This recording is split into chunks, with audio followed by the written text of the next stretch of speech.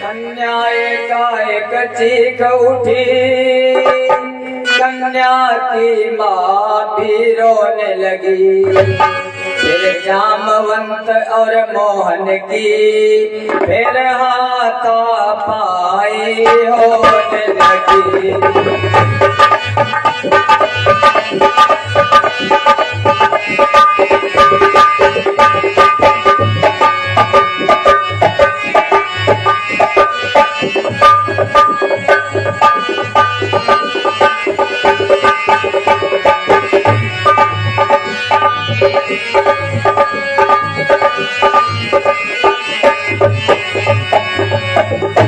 जैसे किसी दूसरे पुरुष को देखा, कन्या अचानक चिल्लाई। जैसे कन्या चिल्लाई, कन्या की जो माँ थी वो भी चिल्लाने लगी, हाय हाय। तब तक जो वृद्ध भक्त थे जामवंत जी वो निकल आए और उन द्वारिकाधीश भगवान कृष्ण से भिड़ गए। ये तो होने लगा दोनों का परस्पर, पहचान नहीं रहे हैं ना। जैसे हम लोग ना जाने किस भेष में बाबा मिल जाए भगवान ने। हमारे बुजुर्गों का कहना था कि 24 घंटे में भगवान एक बार मिलते जरूर हैं, दर्शन जरूर देते हैं, लेकिन हम लोग उनको पहचान नहीं पाते। जामवंत जी पहचान नहीं सके। एक दिन बीता, 2 दिन बीते, और कितने बलवान हम जामवंत जी हैं महाराज। बलि बांधत प्रभु बाढ़ो, सो तन बरन न जाय। ओ भय घड़ी महादीनी, 7 प्रदक्षिण खाई। जब भगवान ने बलि को छला था, वामन से विराट बने थे, तब जामवंत जी ने 6 घड़ी में, 6 मिनट में, उभय घड़ी चौथाई घड़ी में महाराज 7 परिक्रमाएं की थी। इतने बलवान हैं। जब रामा अवतार में राम रावण का युद्ध हुआ, युद्ध पूरा हो गया, रावण का वध कर दिया प्रभु श्री राम जी ने। जामवंत जी कहने लगे, भगवान ने कहा युद्ध बहुत भयंकर हुआ, बहुत राक्षस मारे गए। जामवंत जी ने कहा प्रभु कुछ मजा नहीं आया, युद्ध हुआ लेकिन आनंद नहीं आया। भगवान कहने लगे, जामवंत आनंद नहीं आया तुमको? अरे इतने पदम 18 जूथब बंदर हमारी सेना थी, और लंका में कितने दैत्य थे, कितने निशाचर थे मारे गए। जामवंत ठीक है, हमें लगता आनंद तो आया, लेकिन तुम्हारे मन में अहंकार का अंकुर जरूर जमाया, इसलिए ऐसा है। जामवंत प्रभु बोले द्वापर आने दो। जामवंत कहने लगे, हमारे हाथों की खुजली तो मिटी ही नहीं। कहने लगे, प्रभु बोले द्वापर आने दो, मैं जामवंत बन आऊंगा।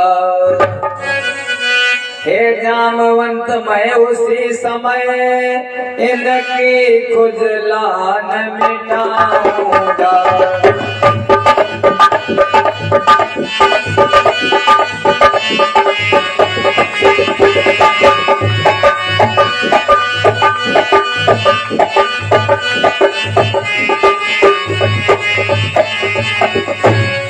भगवान कहने लगे, जामवंत जब द्वापर आएगा तब मैं वासुदेव बन करके आऊंगा और तुम्हारी जो खुजली उसको दूर करूंगा। कारण यही था, निरंतर 27 दिनों तक युद्ध हुआ भक्त का और भगवान का।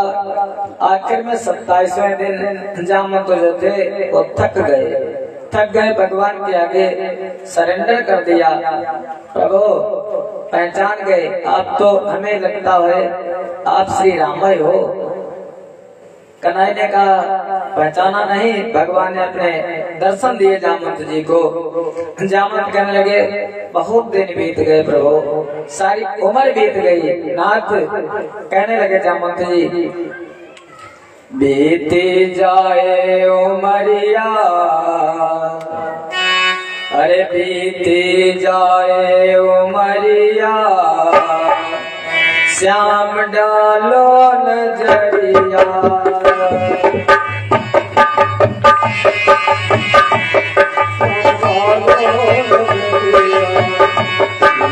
जाए उमरिया श्याम डालो नजरिया बीत जाए उमरिया श्याम डालो नजरिया बीत जाए उमरिया श्याम डालो नजरिया डालो नजरिया श्याम डालो नजरिया डालो नजरिया श्याम डालो नजरिया नजरिया श्याम डालो नजरिया नजरिया श्याम डालो नजरिया बीत जाए उमरिया श्याम डालो नजरिया बीत जाए उमरिया श्याम डालो नजरिया बीत जाए उमरिया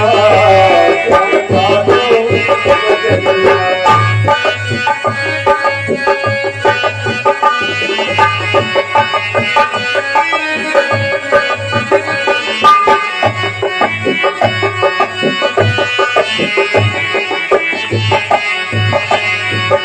दर्शन के हैं हम अभिलाषी दर्शन के हैं हम अभिलाषी दर्शन के हैं हम अभिलाषी दर्शन के हैं हम अभिलाषी तेरे बिना ये अखियाँ प्यासी तेरे बिना ये अखियाँ प्यासी हमको ले लो खबरिया हमको ले लो खबरिया श्याम डालो नजरिया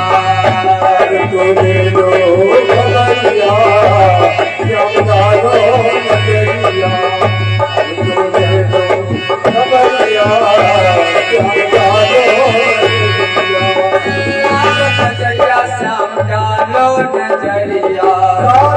नजरिया श्याम डालो नजरिया डालो नजरिया श्याम डालो नजरिया डालो नजरिया श्याम डालो नजरिया बीत जाए उमरिया श्याम डालो नजरिया बीत जाए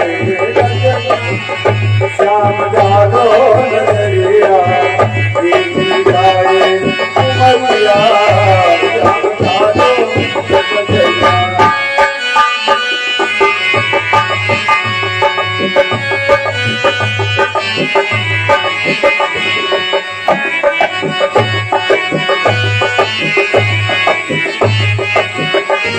जग में जहाँ जहाँ प्रीत लगाई जहाँ जहाँ प्रीत लगाई जग में जहाँ जहाँ प्रीत लगाई जग में जहाँ जहाँ प्रीत लगाई वहाँ निराशा नीरव पाई वहाँ निराशा निरल पाई वहाँ निराशा नीरव पाई वहाँ निराशा निरल पाई साधो कृपा की बदरिया राधे राधे साधो कृपा की बदरिया श्याम डालो नजरिया साधो कृपा की नजरिया श्याम डालो नजरिया डालो नजरिया श्याम डालो नजरिया डालो नजरिया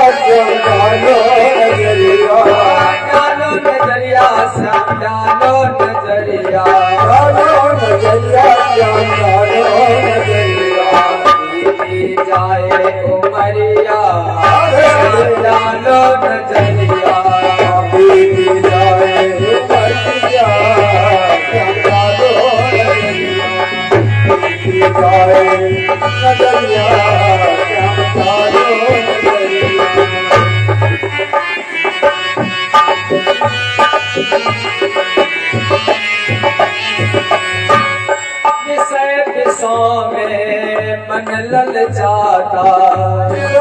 विषयों में मन ललचाता, विषय विषयों में मन ललचाता, विषय विषयों में मन ललचाता, कुछ नहीं मिलता फिर पछताता, कुछ नहीं मिलता फिर पछताता, कुछ नहीं मिलता फिर पछताता, कुछ नहीं मिलता फिर पछताता। तो कृपा है संवरिया, राधे राधे तो कृपा है संवरिया, श्याम डालो नजरिया, दीदी जाए मैया, श्याम डालो नजरिया, डालो नजरिया, श्याम डालो नजरिया, डालो नजरिया, श्याम डालो नजरिया, डालो नजरिया, श्याम डालो नजरिया, डालो नजरिया, श्याम डालो नजरिया, दीदी जाए उमरिया, श्याम डालो नजरिया, दीदी जाए मैया, श्याम डालो नजरिया, दीदी जाए मैया, श्याम डालो नजरिया। प्रेम से बोलो वृंदावन बिहारी लाल की। जामवंत जी ने कन्हई की विनती की, हे प्रभु जीवन तो ऐसे बीत गया नाथ, कृपा कर दो। कन्हई कहने लगे क्या कृपा चाहिए, पहले कृपा हम पर करो, मैं कृपा तो बाद में करूंगा। जामवंत ने कहा क्या कृपा करूं, कहने लगे भक्तराज ये जो मणि बंधी हुई है इस कन्या के पालने में ये मणि मुझको दे दो। जामवंत ने कहा प्रभु आप ही बताओ, अगर किसी को कोई वस्तु दान कर दी जाए क्या वो दोबारा दान की जाती है? भगवान ने कहा वो तो नहीं की जाती है। कहने लगे फिर ये मणि मैंने अपनी बेटी को दान कर दी है कन्हई, ये जो हमारी बेटी है जामवंती, अगर आप हमारी बेटी को स्वीकार करो तो मणि भी दे सकता हूँ। बहुत दिन हो गए ढूंढते ढूंढते पर तो मिला नहीं, हमें लगता आप ही के साथ में इसका लिखा था। कन्हई से कहने लगे जामवंत जी बूढ़े भक्त की भेंट जो है, बूढ़े भक्त की भेंट जो है प्रभु उसको स्वीकृत कीजिएगा। आश्रयदाता इस कन्या को चरणों में आश्रय दीजिएगा।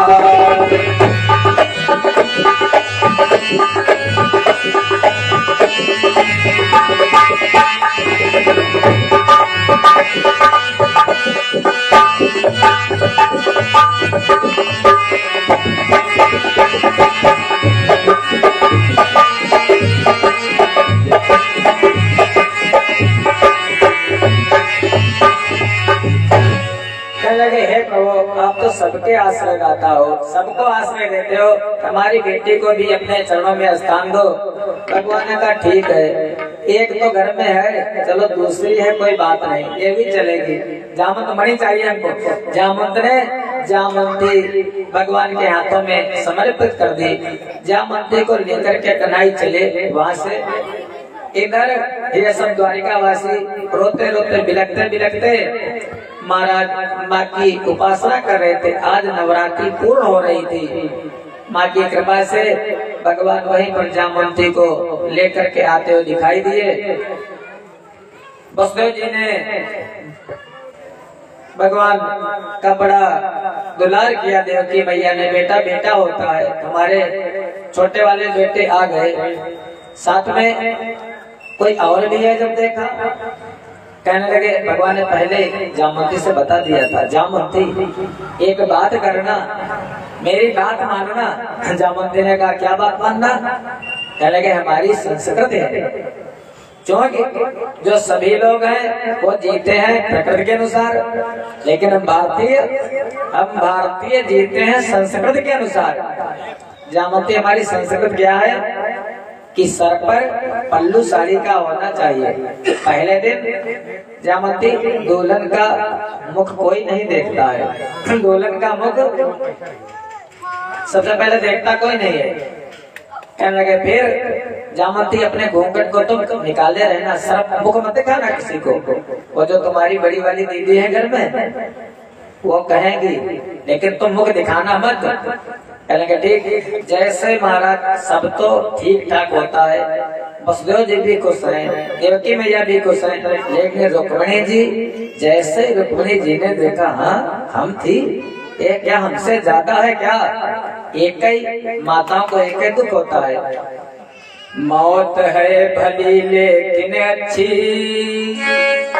मौत तो बुरी है लेकिन फिर भी मौत अच्छी है। मौत है बुरी लेकिन अच्छी, एक ही बार वो आती है। मौत से सौत, सौत तरह बुरी, छाती दिन रात जलाती है।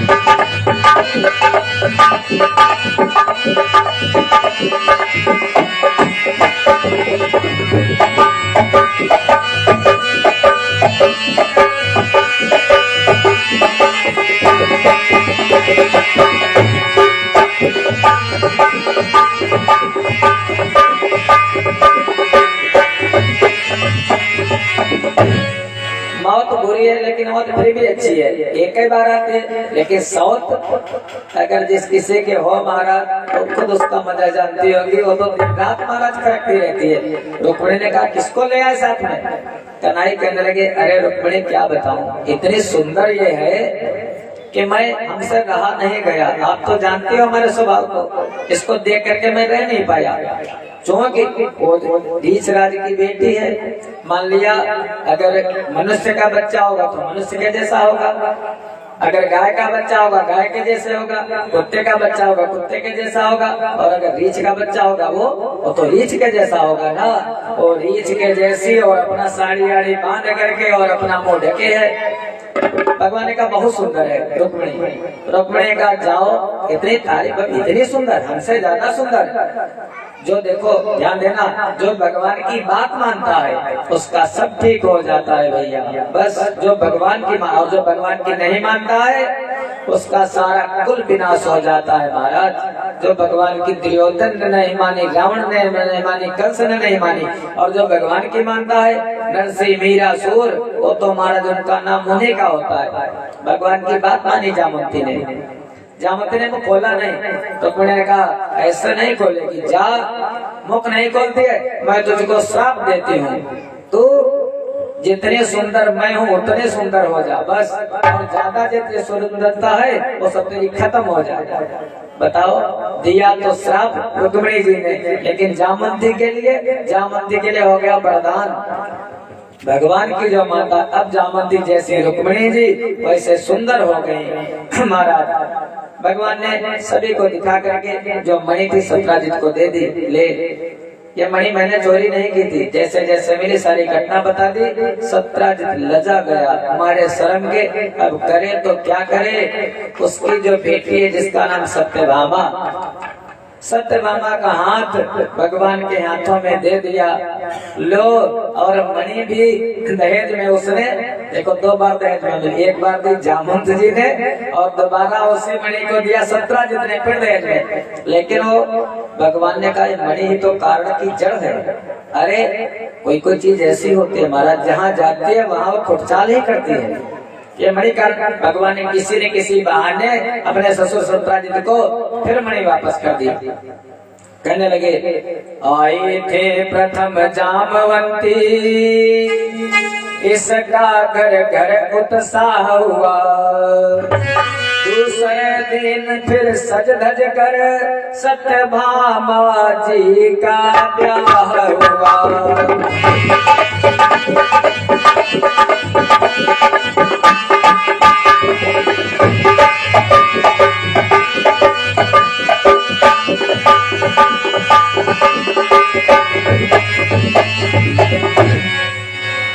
जामवंती दूसरी रानी और तीसरी रानी हो गई सत्यभामा जी। एक दिन भगवान गए हस्तिनापुर अपनी बुआ जी के घर। हस्तिनापुर आजकल का कह लो दिल्ली। और यमुना जी वहाँ पर रह रही थी, तो यमुना जी के किनारे शाम के समय कन्हई और गांडीवधारी अर्जुन दोनों घूमने के लिए निकले। जब घूमने के लिए निकले तो एक सुंदरी वहां पर बैठी देखी अर्जुन ने, बहुत सुंदर स्त्री है। उसने अर्जुन से कहा, हे अर्जुन, मैंने इन द्वारकाधीश को पति मान लिया है। मैं सूर्य भगवान की पुत्री हूँ, यमराज की बहन हूँ। हमारे बड़े भैया यमराज हैं और सूर्य की पुत्री हूँ। अगर मैंने इनको मन ही मन वर्ण कर लिया है, हमारा विवाह इनके साथ करवा देते। अर्जुन आए, अर्जुन ने भिक्षवानी का बजुआ का काम किया भगवान से। भगवान कर लगे, यार 3 तो घर में हैं, अब 4 ठीक नहीं। अर्जुन ने कहा, प्रभुजान 3 है कहाँ, एक और सही। भगवान तो भक्त की बात मानते हैं। अब कालिंदी के साथ भगवान का चौथा विवाह हो गया, 4 हो गए। एक राजा है उज्जैन के राजा महाकालेश्वर, लिखा महाकालेश्वर भगवान, जहाँ पर महाकाल विराजमान है, वहाँ के राजा हैं। उनका नाम अरविंद, जिनकी बहन मित्रविंदा। मित्रविंदा भगवान से विवाह करना चाहती है, लेकिन अरविंद के जो बेटे हैं वो अपनी बहन का विवाह भगवान के साथ नहीं करना चाहते हैं। स्वयंवर रचा, राजा लोग आए, भगवान को पता चला हमारे साथ विवाह करना चाहते मित्रविंदा। भगवान गए और स्वयंवर से मित्रविंदा को जबरदस्ती उठा करके चल दिए और मित्रविंदा के साथ कन्हई का 5वां विवाह हो गया। उसके बाद एक राजा है अयोध्या के राजा, अयोध्या के। अब जब राजा है, राजा का नाम नग्नजित। जब अयोध्या का नाम आ गया तो अयोध्या आज 6 दिसंबर है। मालूम है आप लोगों को कौन सा दिवस है आज? हाँ, ये नहीं याद होगा महाराज, और सब बातें याद होगी। हमारी सनातन संस्कृत आज सौर दिवस है। 6 दिसंबर माने सौर दिवस। आज के ही दिन वो जो महाराज जन्मों से 100, 200, 400 वर्षों से जो ढांचा था, आज के ही दिन ढाया गया था। वो कोठारी बंधुओं ने, आज वही दिन है महाराज। प्रेम से बोलो सत्य सनातन धर्म की। और अब तो महाराज देर ही नहीं है, बस जहाँ पर वो नाचा ढहा था और आप तो बस महाराज जनवरी आने की देर है। 22 जनवरी को वहीं पर हमारे रामलला विराजमान हो गए। तो वो राम जी अयोध्या के राजा हैं महाराज नग्नजित। नग्नजित की बेटी है, उसका विवाह करना चाहते हैं। एक प्रतिज्ञा की है, नाम है सत्या।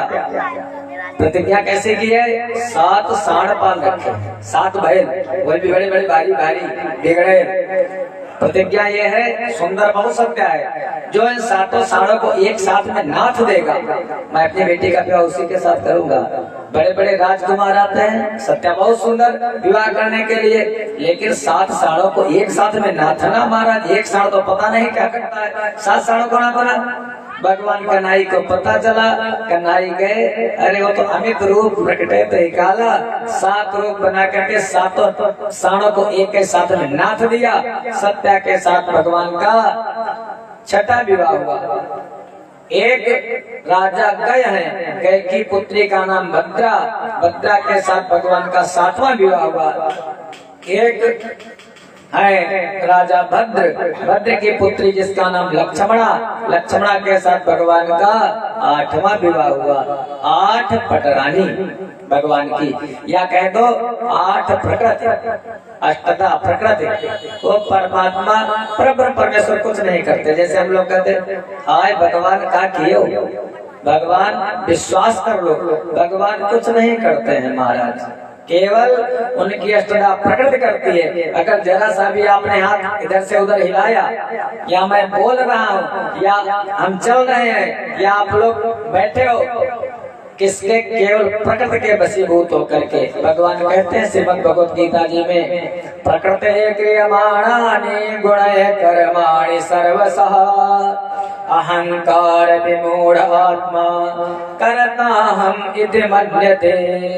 हे अर्जुन, प्रकृते क्रियमाणानि, जो हमारी अष्टधा प्रकृति है सारे कार्य वही करती है, लेकिन अहंकार विमूढ़ आत्मा जो अहंकारी लोग हैं, अभिमानी लोग हैं, वो जानते हैं मैंने किया मैंने किया मैंने किया, लेकिन कुछ नहीं करने वाला तो और है, बनाने वाला तो और है। लेकिन आप लोग मानते हो मैंने बनाया, 7 मंजिल की कोठी मैंने बना करके खड़ी की, अरे मैंने ये कर दिया, मैं ऐसा कर डालूंगा, कुछ नहीं। भगवान की प्रकट अगर बोलते भी हो, सांस भी लेते हो, तो परबस जियो सबस भगवंता प्रकृति के परिवशीभूत होकर के, वो भगवान की अष्टधा प्रकृति।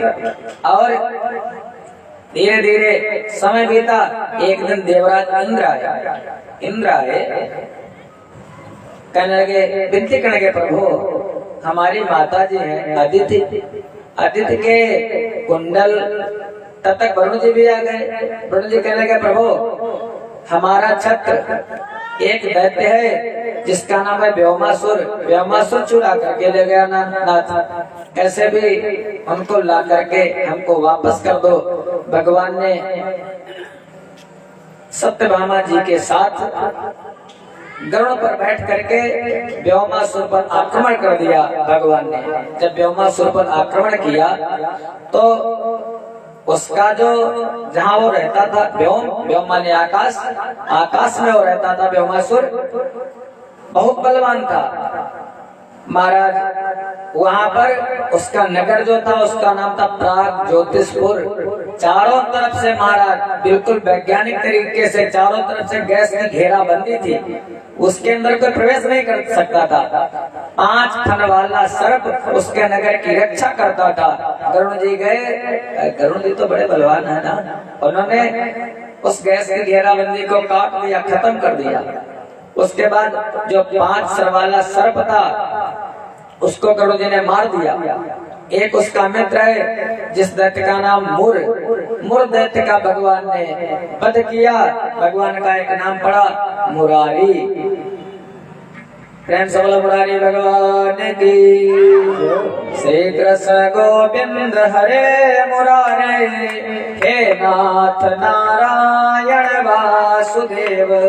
श्री कृष्ण गोविंद, गो माने इंद्रिय और बिंद माने जो इंद्रियों में रमण करने वाले, मोहन जो मन को मोहित करने वाले, मुरारे जो मुर नाम के दैत्य को मारने वाले।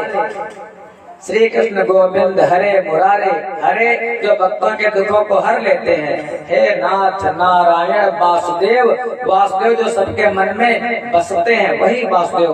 भगवान ने मुर दैत्य का वध किया। अब ये जो व्योमासुर है सामने आया, भगवान से युद्ध होने लगा, घोर संग्राम हुआ। व्योमासुर ने भगवान को मूर्छित कर दिया, भगवान को पराजित कर दिया। भगवान सत्यभामा जी साथ में हैं। सत्यभामा जी बहुत सुंदर थे, जैसे रुक्मिणी जी हैं और जितनी भी रानी, लेकिन सत्यभामा सबसे सुंदर। भगवान सत्यभामा जी को साथ में लेकर के जाते थे। जैसे दशरथ जी की 3 रानियां, कौशल्या, कैकेयी, सुमित्रा, लेकिन कैकेयी को साथ में लेकर के जाते थे महाराज। देवासुर संग्राम में तो गए थे युद्ध करने के लिए।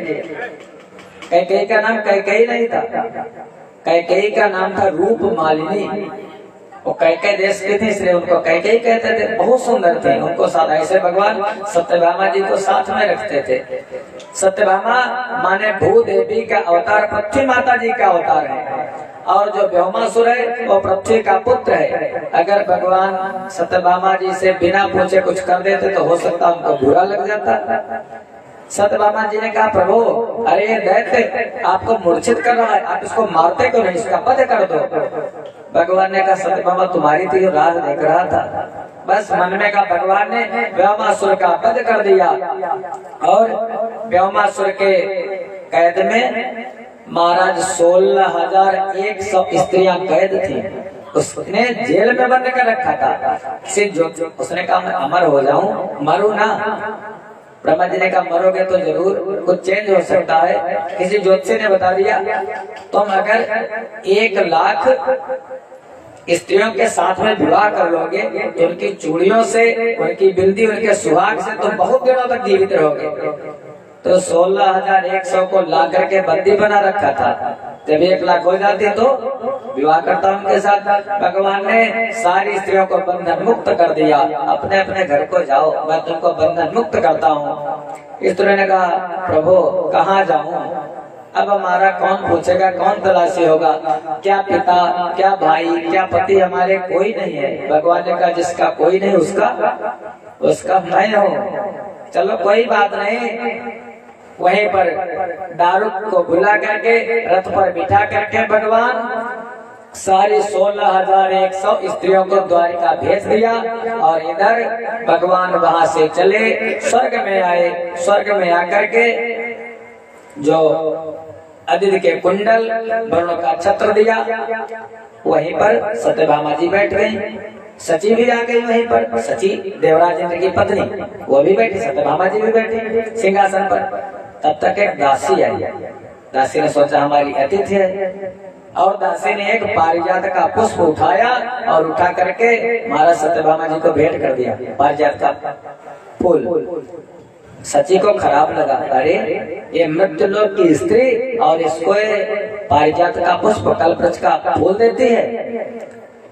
उनको तो अच्छा लगा, लेकिन सची को खराब लगा।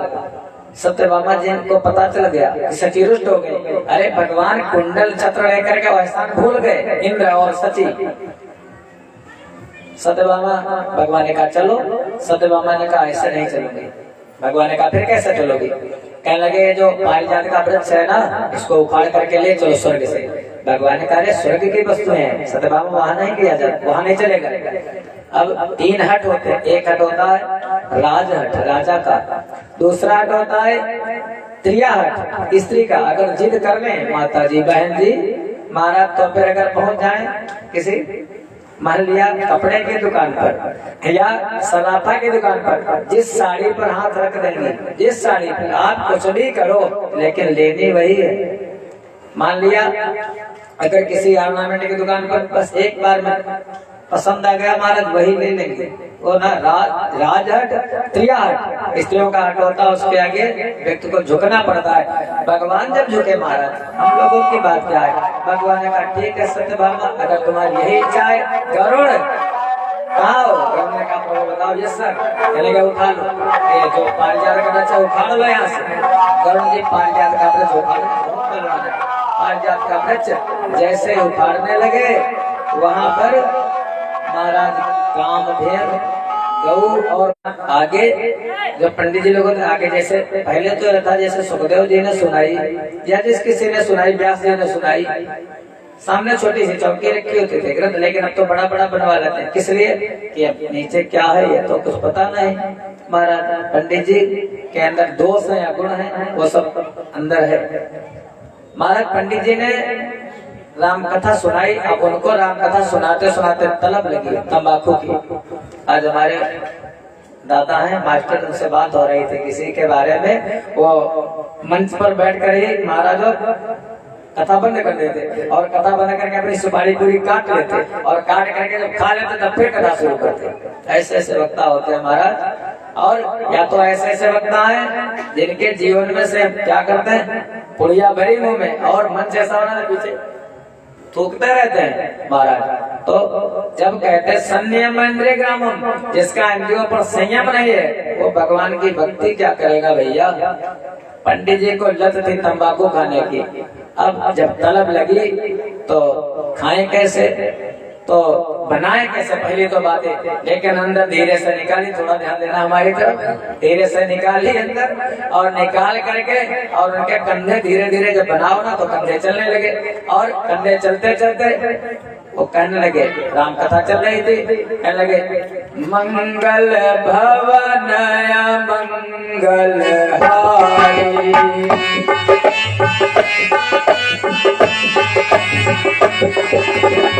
मंगल भवन मंगल हारी,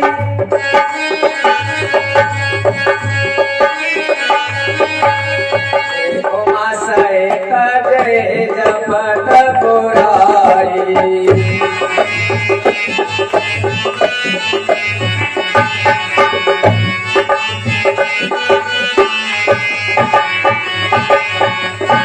अब वो अंदर ही अंदर मल करके तैयार तो हो गई। अब जब तैयार हो गई तो पीटे उसको कैसे ना, जब तक पीटोगे नहीं तब तक वो बनेगी नहीं। तो कहने लगे भगवान की कथा जो राम कथा में सब कुछ समाहित है, आप उसको अपने जीवन में उतारो। तो वो कहने लगे, जैसे ही कहा तो बोले क्या, राम कहने लगे देखो भगवान की कथा है, ताली बजा करके भगवान की कथा सुननी चाहिए। भजन जब हो तो ताली जरूर बजाओ, हमारे कहते रहते हैं ताली बजाते रहो। कहने लगे अपना काम बनाने के लिए ना, राम कथा सुंदर करतारी,